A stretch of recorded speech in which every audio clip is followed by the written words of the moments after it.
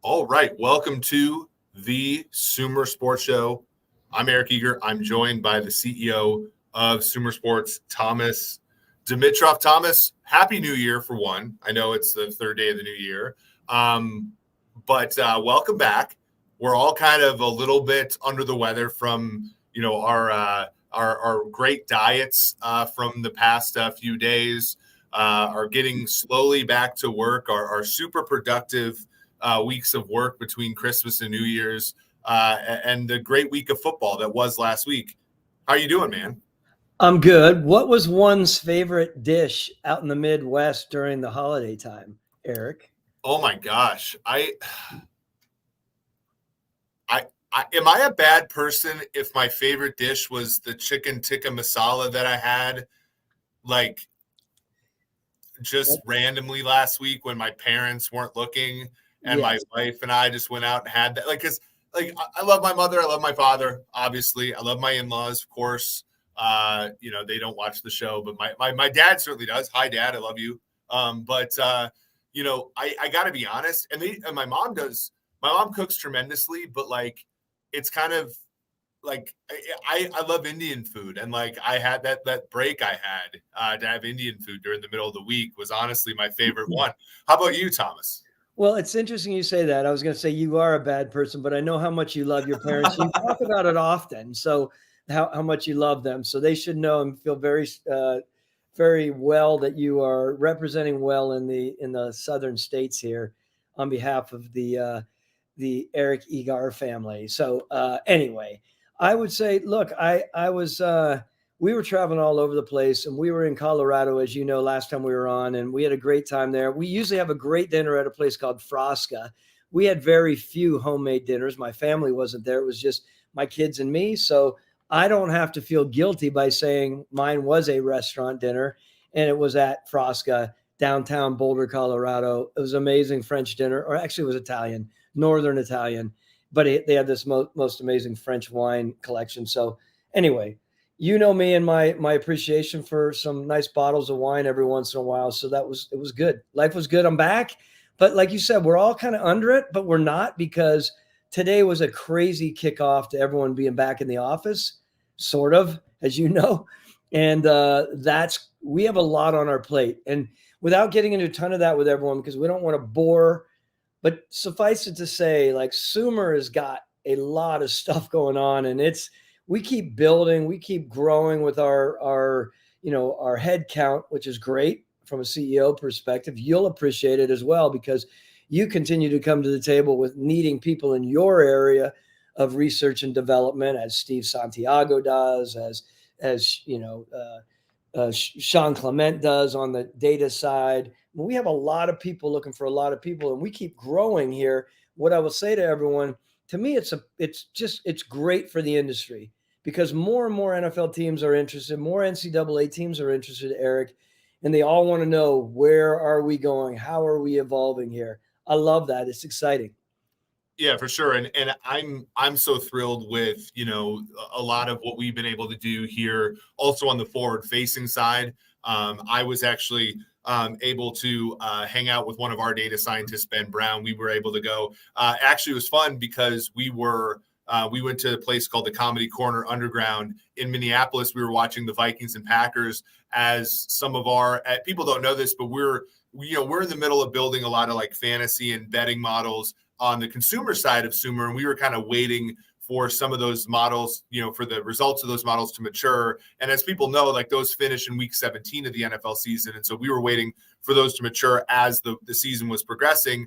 And those, ended up, doing pretty well. And as those finished up, it was pretty nice to see those finish up, because it was nice to see some of the modeling work that we were doing finish on the positive side. And what we're really excited about for everybody is to sort of give some of that back to people. So one of the cool things that we're going to do, Thomas, is actually give some of that in for the playoffs to people. So I'm going to pull up a little bit of a snippet of what some of our great data scientists have been working on over the past little bit for our playoff preview here for the upcoming few month or so. So this is a page from our playoff preview. You're actually going to get quotes from some lowly data scientists, but also a former NFL GM, Thomas Dimitroff, here on some of these NFL teams. So here's an example preview page from the AFC's 3 seed, the Kansas City Chiefs. You're going to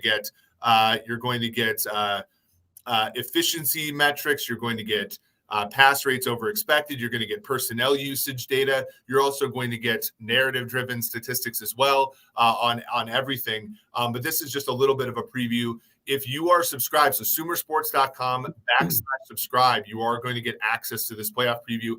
It is going to be free for everybody who signs up for our newsletter for the playoffs. And you're going to get the probability of your favorite team making the Super Bowl, winning each round of the playoffs, as well as various little tidbits as far as how your teams have done and everything like that. We plan on having a preview packet like that for every single sort of cornerstone event in the NFL calendar from now on. So draft, free agency, fantasy football, and everything, including, and we are planning as well to have one for the Super Bowl. So whoever makes the Super Bowl, we are going to have one as well for that. So this is going to be, and it's going to be free of charge for this particular playoff. So just look forward to that. Just our token of appreciation for you guys following along on sumersports.com, following on this podcast, the Sumer Sports Show, as well as Stats and Steams, the podcast with Tej Seth and Sean Side. So we really appreciate that. And again, we've been working incredibly hard behind the scenes. We've had a very successful year here at Sumer. Some of that you guys have seen, some of it you have not seen, but it has been a really cool year at Sumer. And obviously the leadership of you, Jack Jones, our founder, Paul Tudor Jones as well, has been really instrumental. It's a tremendous place to work. So I'm incredibly thrilled to be able to say that and be able to continue into 2024. And we're really thrilled to give you guys, the consumer, an opportunity to share in that with us. And Eric, with all that said, for those of us, as you know, and you've said this many times, we don't actively gamble outside of Sumer here. That's not our mode at this point. But there's a lot of data and a lot of information within our website that is utilized by some of your friends and my friends who are strongly into that world, right? So if I were to be recommended to some of my close buddies up in Canada and Toronto who are wildly into the playoff scene and going into the Super Bowl, is this where I recommend they go? Do they go to this playoff piece? Yep. To dig in, to be edified by absolutely. And I was just on a show that I do weekly with my friends at the Hammer Betting Network, which is founded by my friend Rob Bizzola, who's out of Toronto. And we actually pull up the league page, which I'll actually go to right now, because he was talking about using the league page because there was some value there vis-a-vis the San Francisco 49ers. Who are near and dear, of course, to our heart as well. But looking at these probabilities, this is exactly where you would want to go, Thomas, to look and see, who has obviously the strongest odds. Thomas, you want to know something really funny, though, as we approach the tail end of this season. One thing that's really funny, Thomas, is if you look at the Super Bowl odds, obviously you have San Francisco, Baltimore. Those teams have already secured buys, as you can see. 100% having buys. The fifth most likely team to win the Super Bowl right now, the Buffalo Bills, if they lose on Sunday to the Miami Dolphins and the Steelers win, and I believe there's one other team that wins, it's escaping me right now, but the Bills could miss the playoffs with a loss and a couple other teams winning on Sunday and Saturday. So they could go from the fifth most likely team to win the Super Bowl to out of the playoffs. which is obviously a crazy outcome. So this has been an unreal season from that perspective so far this season. I believe Pittsburgh has to win this weekend, as well as I believe it's I believe Houston and some other team. I think even Indianapolis or somebody. I have to go through the permutations myself. But that's an incredible set of outcomes. Buffalo has truly been, and Beat Gamer said the Jags have to win as well. So that's an incredible turn of events for a great franchise. Let me ask you this. Gamer has the set of outcomes. The Jags win, the Steelers win, the Buffalo loses, and the Bills go from the 5th most likely team to win the Super Bowl to out of the playoffs. Can you go back to that, Doc, for a second? That page. Let's just dig to the bottom here. Only elephant in the city here, just because I'm in Atlanta. I've been so intrigued by what's happened in this division, as challenged as it was this year. I specifically and semantically responsibly use that word challenge versus another word. Can you tell me where they are? Where is Atlanta with relationship to Jacksonville and Tampa right now, as far as their where we're going as far as playoff opportunities? Yeah, so here are the Falcons right here. They are, if you look at ELO, which is our power rating, the Atlanta Falcons right now are the 22nd best team in the NFL per our ELO rating system. Okay. They are projected to win 7, so they have a 30% chance to win against New Orleans in New Orleans this week. Mm-hmm. They have a 9.6% chance to make the playoffs, a 9.6%, so they only can win the division. 9.6% chance to win the division. A 1 in 1,000 chance to win the NFC. So they get in, they could run the table. We basically give them no chance to win the Super Bowl. I think that the most disheartening thing, and just, speaking freely here, they've had the easiest schedule this year, Thomas. Mm-hmm. New Orleans has had the second easiest. Now, this is a thing. Your guys, now this is in contrast, of course. Houston and Indianapolis have had this 3rd and 4th easiest schedules. They've capitalized on them. They both have 9 wins. Mm-hmm. New Orleans and Atlanta have 7 and 8 wins. Now, again, the Falcons and the Saints have had the 2 easiest schedules. Now, the one thing that's very interesting, Thomas, is Tampa Bay, who is currently the favorite at 70% to win the division. Mm-hmm. All they have to do is beat Carolina. They've actually had an above-average difficult schedule to do so. I see. Tampa Bay has, before this run, has never won back-to-back division titles. They're going for their 3rd consecutive NFC South title. We lose track of that sometimes because of, they have a quarterback there this year, and we went round and round about it.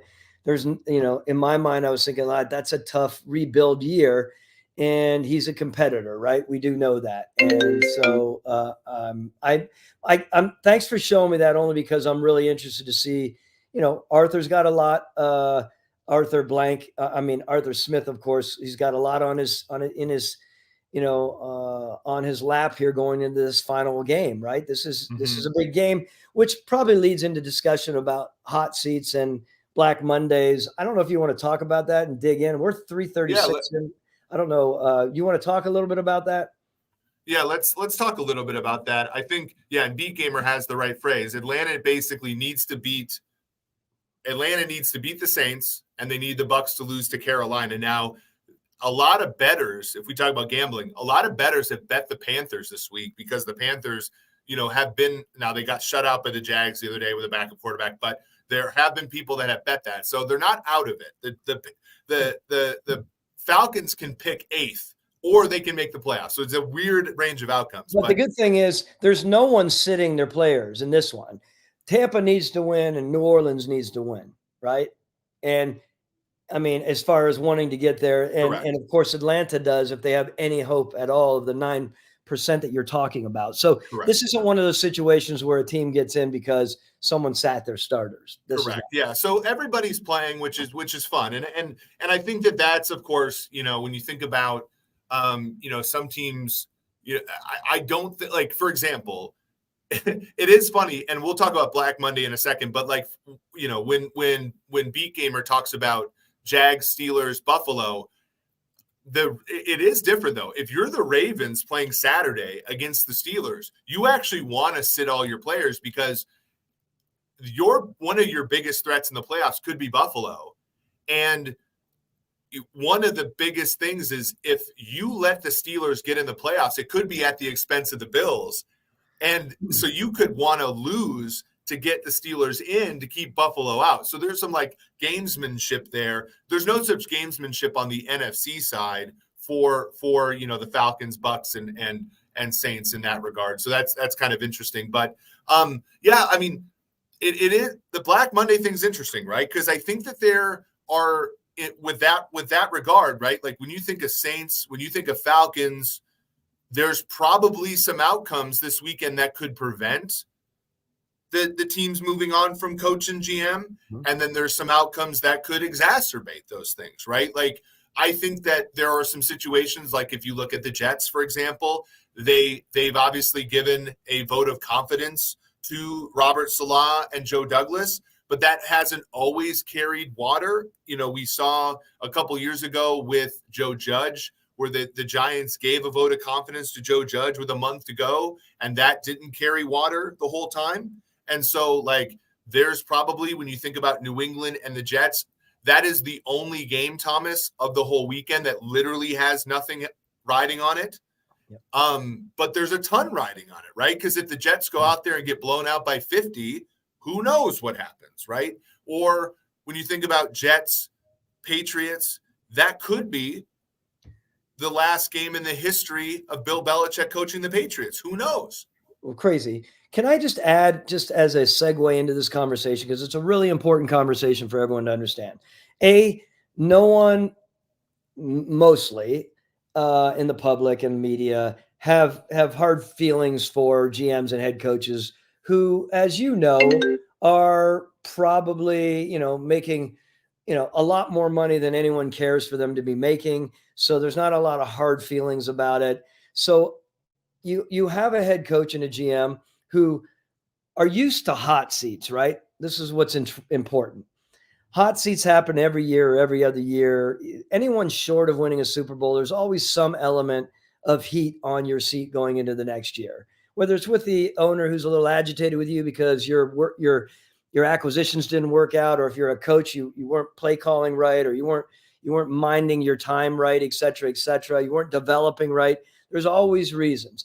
The hotness we signed up for. What we didn't necessarily sign up for, in my opinion, is the Black Monday occurrence. We know that it'll inevitably happen. To use a line from my former co-worker / I wouldn't call Rich my boss necessarily because I answered to Arthur Blank, but Rich McKay, he has always said in the NFL, it never ends well. Remember that, Rich. You shared that with me. Remember it wherever you are in your career, any of us, that it never ends well. So that Black Monday thing is real.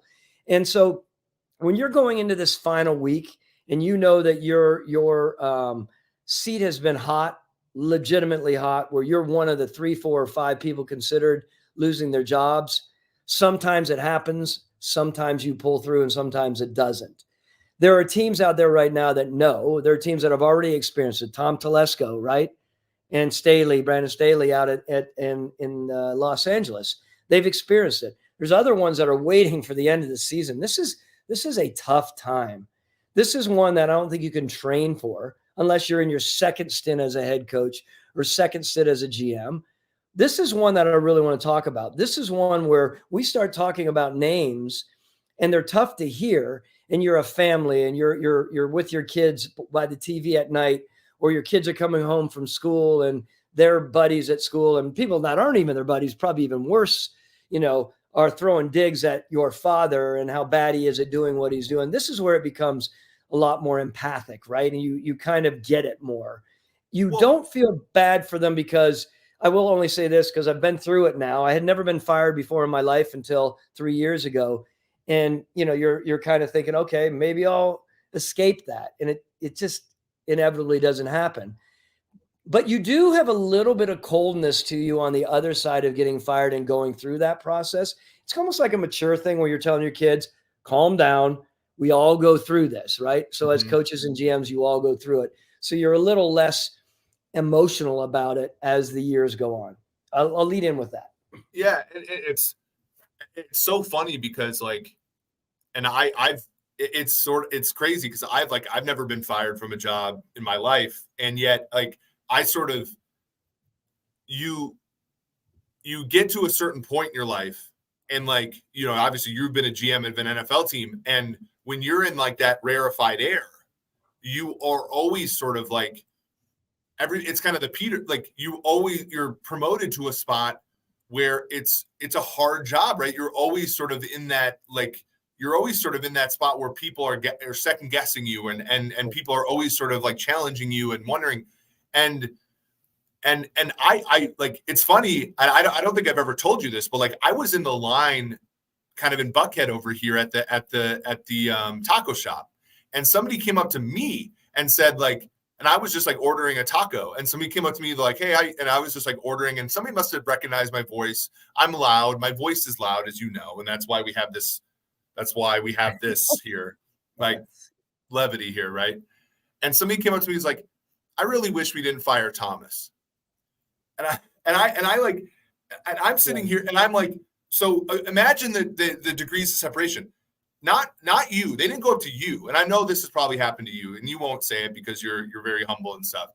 They came up to me, who they know works with you, and like, but like, of course, this person 2 years ago or 3 years ago, when they're frustrated about their favorite team struggling, probably wanted you fired, probably was MFing you to their best friends and stuff, has a little bit of, takes a deep breath, realizes your humanity, realizes all this stuff, and now goes to me, probably wouldn't even say it to your face, but says it to my face, right? And it's funny, isn't it? Like this whole thing, and I guarantee you, there's probably one of these GMs that gets fired Monday, for whom 3 years from now, they're going to go up to their son or their next colleague or whatever, and they're going to be like, geez, I probably shouldn't have fired Joe Douglas, or you know what I'm saying? And like, and that's the way it goes, right? Because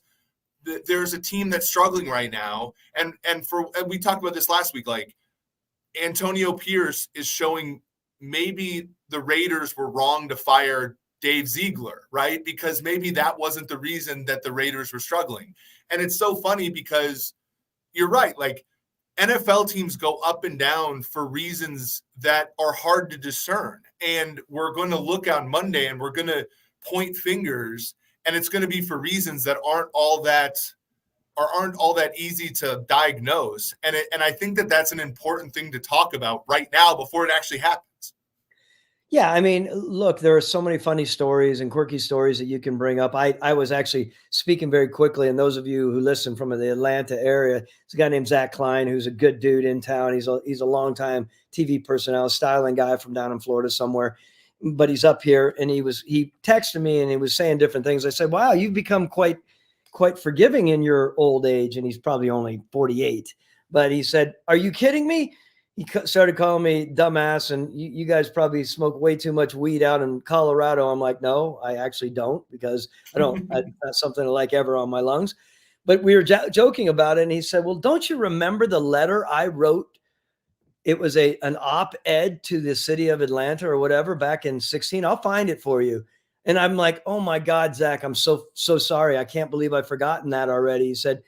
He said, quite honestly, like I've never gone out on a line for someone like that before. And he did. The point is, he's not a homer.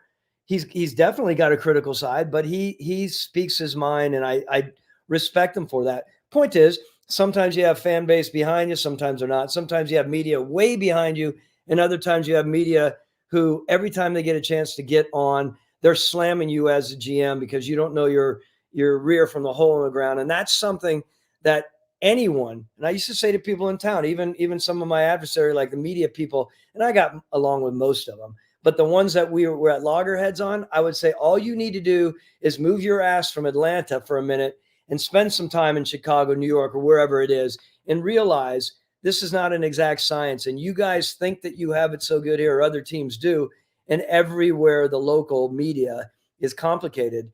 It's a very different thing than the national media. And a lot of times the local media get pissed off because personalities that are in our jobs, Eric, I'm talking about as GMs and head coaches, tend to relate well and get along well with the national media. And people think they're doing that the local media think they're doing that just to get out and have voice, in the world. And the reality is because the local media is so much more critical. That's their job. And I have some great local media friends, great. And we joke about this, but they have to be critical of their locals. For us to interact on the media side, it's so much easier to go out in the national because they're not as critical. They're not as jarring as close to town. That's another tidbit. Yeah. And there have been, I mean, we're very much on this show. And I think, it's a fine line. And I think my favorite comedian, Anthony Jeselnik, once said, art is getting away with it. There's an element of being able to be critical without ruining relationships. And that is an important part of being a part of the media. And I remember one of my first years of Pro Football Focus, I was doing a report for an NFL team. And I was much more critical on my old show, the PFF Forecast, than I am on this show. And I think that at the time it was probably the right tone to take. And I think that we take the proper tone on this show for the time that we're in. And I remember when I finished, the guy wrote back and it said, "Hey, by the way, I really like your show." And I said, I'm actually surprised by that. I'm very critical of your team. And he goes, "Yeah, but you're right about our team." And I'm like, "Oh," and he's like, not everybody in our building agrees with everything we do. And it's sometimes, and I think that so I think that it's important to tell the truth. And I think it's important to, and so all this is to say, it's important to tell the stories, and it's important to have an ecosystem where the truth is told. It's important to have perspectives, and sometimes you have to hold back, and sometimes you have to let the truth out. And we've been told by certain people at times that what we said wasn't necessarily flattering, and we've been told sometimes that maybe we concealed too much and so forth. But it's important, obviously, for us to do what we think is right at all times. And to that point, right now there is an NFL team for whom many people thought was going in the wrong direction that has turned it around, that is going to keep their jobs, and that is the Chicago Bears, Thomas. Right, and let's talk about them. Yeah, no, that's right. Keep going. Matt Eberflus, Ryan Poles, who just a few weeks ago, you remember when they were playing the Los Angeles Chargers in LA, there was the picture of Ryan Poles sitting under the GM label, right, looking, not particularly happy. There was Kevin Warren, right? They were painting to him the whole time. That team now, I believe 7-9 now, if I'm not mistaken, maybe 7-9. They are going to take on the 8-8 Green Bay Packers this week. They're 3-point underdogs in Lambeau Field. 16 weeks ago, they were beaten soundly by the Packers at home. Justin Fields did not look particularly good. The defense did not look great. They made a trade for Montez Sweat midseason that your former colleague Mike Lombardi said was, quote, one of the stupidest trades that a team could ever make. Montez Sweat is now one of the best pass rushers in football, one of the best edge players in football. They're pretty much safe now. And yet they face a really hard decision now about Justin Fields and what to do with the number 1 pick. Mm-hmm. I believe now this is one of the most envious positions in all of football. What do you do if you're the Chicago Bears, Thomas? I mean, can you imagine the feeling, though, that if you really deemed it necessary to move on from Justin Fields and the quarterback that you currently have, that you have all opportunities in front of you, and then you have, of course, massive opportunities to trade back. But what an amazingly powerful feeling that has to be to Ryan Poles. Kudos to him after taking a lot of heat for 2 years or 2.5 years, right? This is a place you want to be in. Because my feeling is there are 3 or 4 or 5 quarterbacks in this group that are really, really interesting at a lot of levels, right? And that's a great place to be. So I what do? you contemplate up and down, and you barter and wheel and deal like a crazy man on one side. It's almost like you have two different departments. You have that trade focused department, and then you have, you know, the other department, right? The trade focus meaning we're going to trade and we're out hunting like crazy to make sure we get the right quarterback. And then the keep department is how are we going to build around Justin to make him the best that he can be. And those are two really admirable spots to be in for a general manager and Matt Eberflus as well, right? As a coach that's going to be, you know, retained after. I mean, it was upside down, as we know, a month, 2 months ago, whenever it was. Well, yeah, and it's so funny, right? Because I look at the NFC North, and I know that's when you look at the NFC North,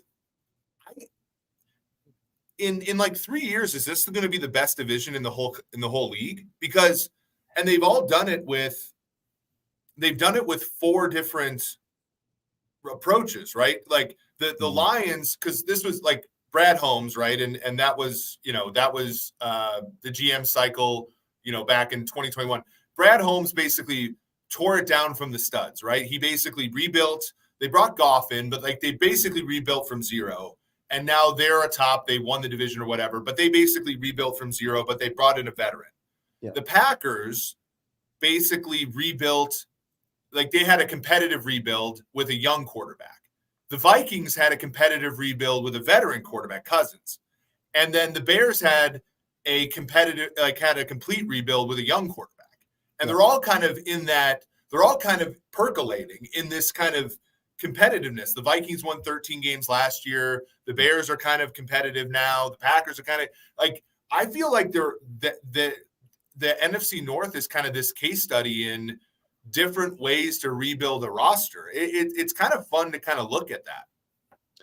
Yeah, it's fun to look at it. And I mean, yes, keep going on that thought. Sorry, I didn't. Yeah, no, I think so, because there's all these questions, because like when Poles took over the Bears and Kwesi Adolfo-Mensah took over the Vikings, I think that there were these competing worldviews of like what to do. And the Vikings, you know, decided to be a competitive rebuild team and keep Cousins around and kind of keep Harrison Smith and keep kind of like some competitive elements to it. And they won a bunch of games last year, and everybody's like, oh, that was the right choice. But now you look, and they got their asses kicked on New Year's Eve, and now they're 7-9, and it's kind of like you look at that roster and you're like, you know, like are they probably in kind of the worst position of any team in that division? They're not in a horrible but they're kind of in last place now, but they're not in terrible position, right? Mm-hmm. And you look at the Bears, and everybody's like, the Bears have been terrible, you know, not very good for the last 2 years, but they're now in a better position than the Vikings in a lot of ways. And so, but they went to they almost flirted with losing their jobs to get there.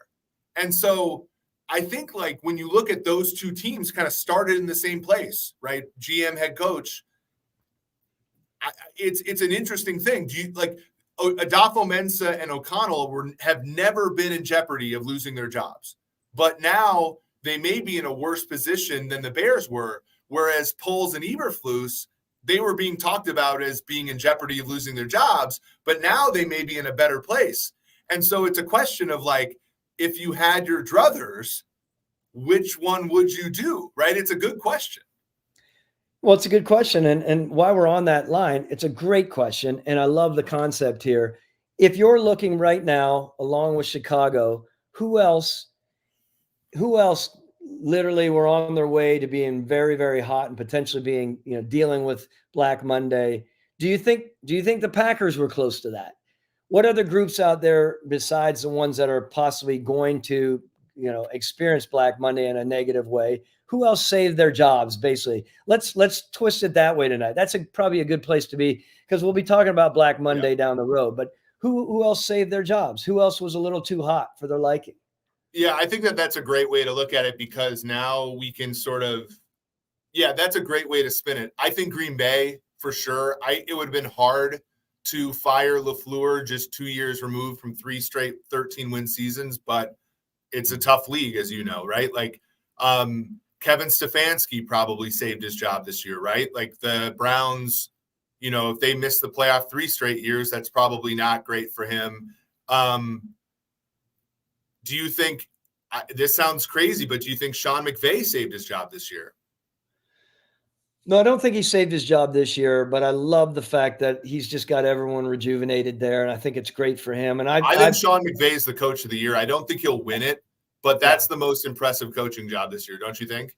Yeah. Categorically, to me, the way that he handled everything, and I'm a huge fan of his. He is one of those guys out there, one of maybe 2 or 3 that I would think if I were to ever go back in that I would trade for as a general manager to be as my head coach, because I have a great deal of respect for him, on so many levels. So I think the energy, there is I think the energy there is infectious. I think from a front office perspective, Nick Caserio went from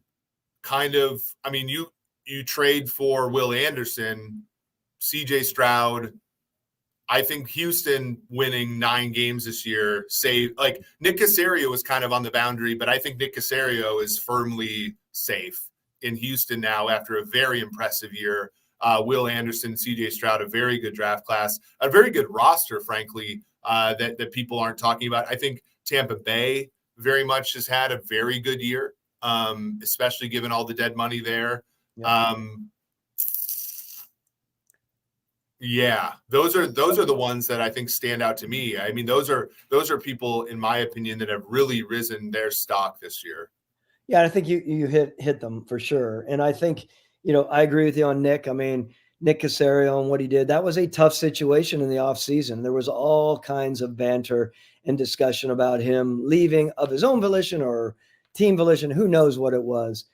He hung tight. He went after what he believed in, and here they are dealing with a lot of positives. Look, you and I both know that doesn't mean the organization's turned around like that. That's not how it always goes.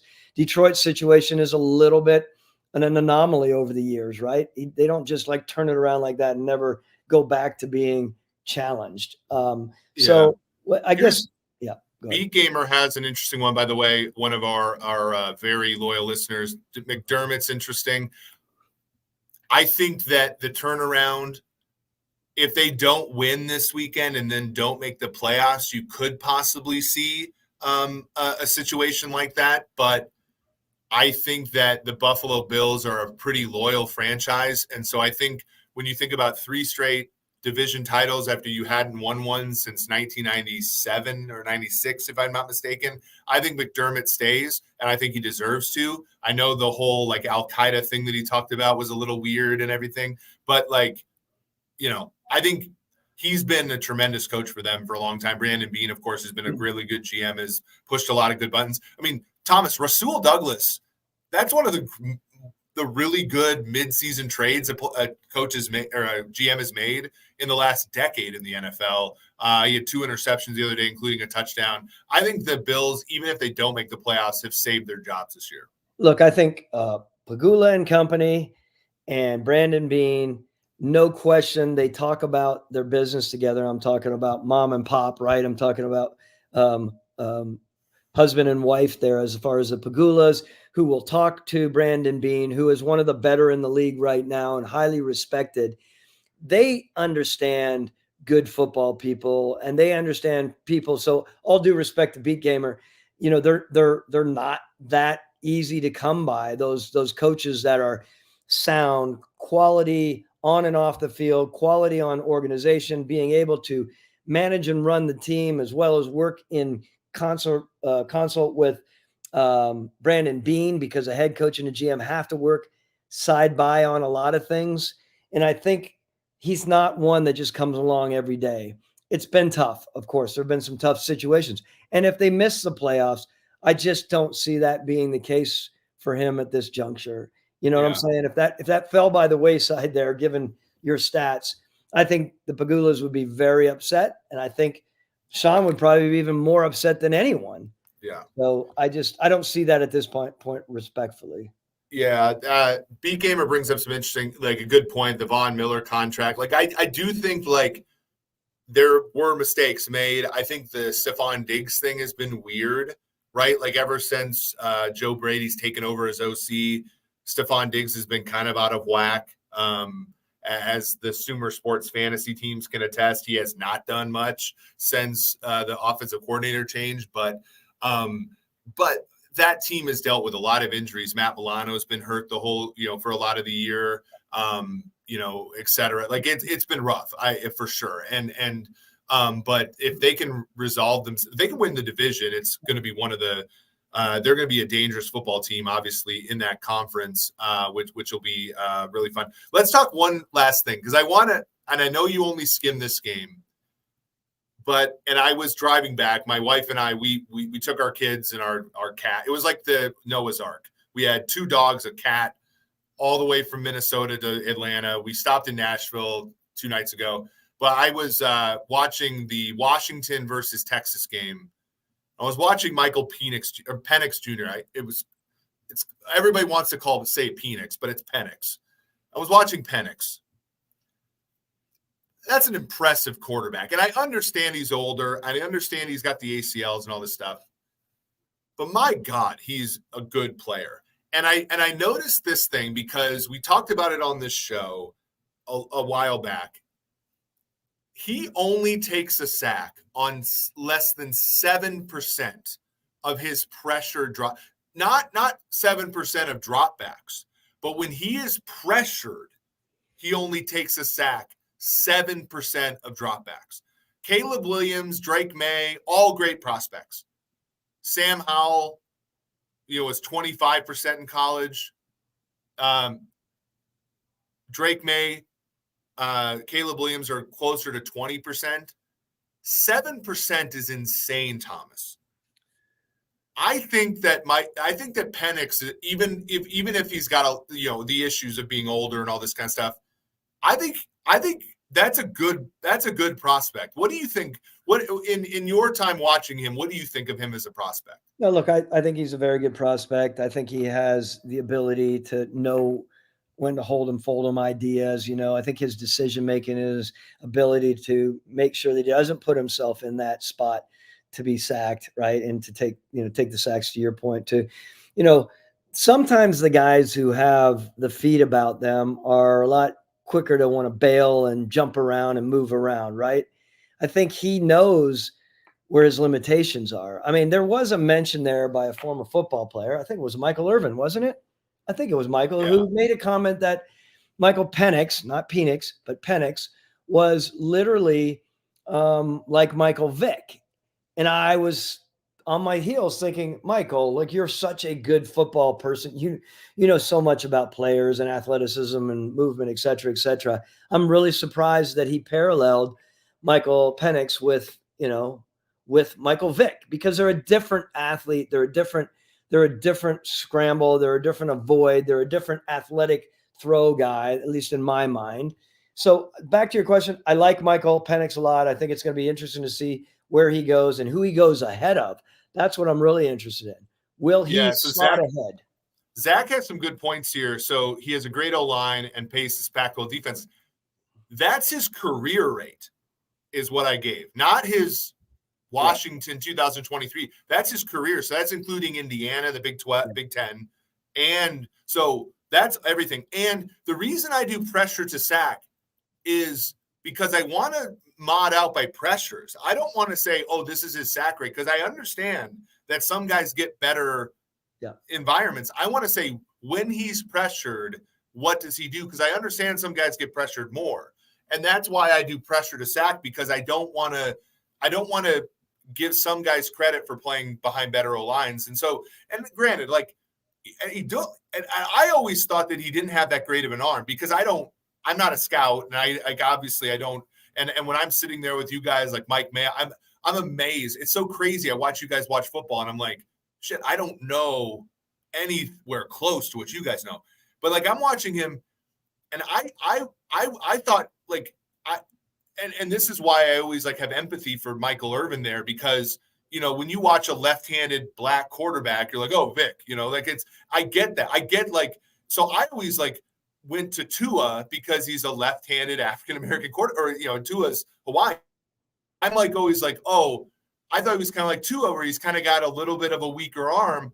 And no, his arm is phenomenal. Like, and so, but like that's where again where I'm so impressed by scouts, because you guys weed through all of the biases that like normal people who watch football have, right? Like where somebody watches a white wide receiver and like, oh, that's Jordy Nelson, some stupid stuff like that, right? And like that's, I think, unfortunately, where a lot of people go when they're scouting football. And that's where a scout, like, you literally are trained against all those biases. And unfortunately, Michael Irvin, went straight to the left-handed African-American quarterback when scouting Michael Penix. A little aside and a funny aside, and take it the right way, which I know you will. You said you're amazed at when you sat around with us in our first scouting meetings, first Sumer scouting meetings, by the way, really excited, proud of them, of course. And you were very, intrigued and admired the knowledge in that room, the football knowledge. It's the same way with us looking at someone, you with a big brain who's an expert on blueberry insemination or whatever your dissertation was on. And I'm being, I think it's amazing because we realize not only are you outrageously smart as it comes to your dissertation in mathematics of plants, and then you also have I think, an uncanny combination of brain and understanding of data and math and football, because you played. Doesn't matter. I mean, the pros wouldn't claim you as a player, wouldn't claim me as a player. Remember, I had Danny Ferry tell me in town that I was like the worst athlete he's ever been on the golf course with. And I had to remember that he came out as I think he was a first or second overall in the NBA draft. So my point on all of this is you have a really good understanding. And so when we sit in there and listen to you talk about data, at least the open-minded of our group are fascinated by what you have to share and how they could learn and grow, right? So I think that is funny.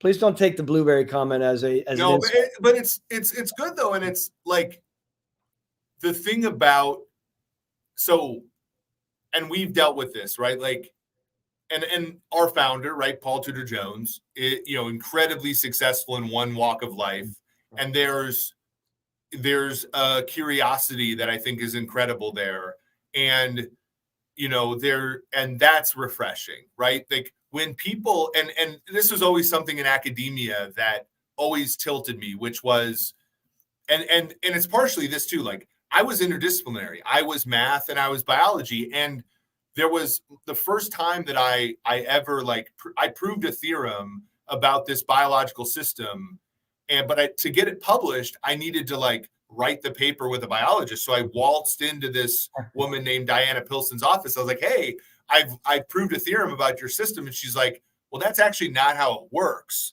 And so of course, I'm 23 years old and I'm talking to a 60-year-old woman about something she studied for 40 years. And she shoots me down. You have that happen to you a few times and you're not going to talk to Mike Mayock like you understand left guards. You know what I mean? You've had that experience. You've been, and so and now granted, being embarrassed in front of Diana Pilson, who hopefully I think she doesn't listen to the show, but being professor of biology at the University of Nebraska-Lincoln is far less embarrassing than being told you're an idiot by Mike Mayock, Thomas Dimitroff, somebody like that. So I have experience of making an ass of myself. And that helps to not make an ass of yourself in the future. That's it. And if I were to give advice to people, those are having low stakes failures like that are incredibly good.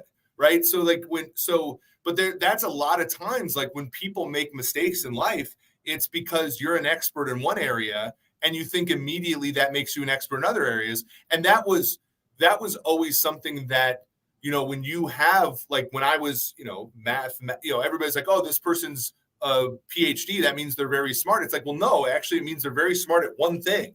It means they have the aptitude eventually to be very smart at something else, but it takes a ton of time, right? It takes a ton of time and effort. It takes the 10,000 hours or whatever. And I know, people scoff at Malcolm Gladwell's book and everything, but it does take a lot of time and it takes a lot of actually listening to people. I mean, our friendship is basically me listening to you on the phone for hours and hours and hours about your career. Like that's how it goes. And that's how you learn stuff. But I would say, and during this, I know we're protracting a little bit, your ability to take what you know and your strengths of what you know and combine them are what become your differentiator. And I would say this to anyone listening who is interested in going into management on NFL teams or working in the coaching staffs like our own Sean Sayed, right? Who's a great writer, legal guy.